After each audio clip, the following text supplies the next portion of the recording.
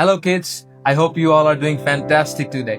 আজকে আমি তোমাদের সাথে কিছু স্মার্ট ইংলিশ টিপস শেয়ার করব যা তোমাদের ইংলিশ স্কিলসকে আরো স্মুথ, কম্পারেটিভ এবং স্ট্রং করে তুলবে। টিপ নাম্বার 1, ইউজ পাওয়ার ওয়ার্ডস, যা তোমাদের বেসিক ইংলিশ ওয়ার্ডসকে রিপ্লেস করে আরো স্ট্রঙ্গার ওয়ার্ডস ইউজ করবে। এক্সাম্পলস, গুডের পরিবর্তে আমরা ইউজ করতে পারি এক্সিলেন্ট, বিগের পরিবর্তে ইউজ করতে পারি এনর্মাস, স্মলের পরিবর্তে ইউজ করতে পারি tiny. Tip 2, use connecting words. Examples, because, however, therefore, finally.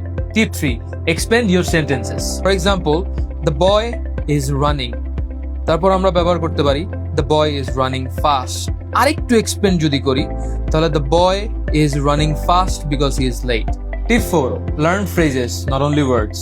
For example, in my opinion, as far as I know, to be very honest. Tip 5, think in English. For example, I'm getting ready.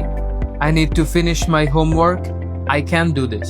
Remember kids, competitive English হওয়া মানে perfect হওয়া না, consistent হওয়া। প্রতিদিন অল্প অল্প করে practice করো, trust me, you will shine someday.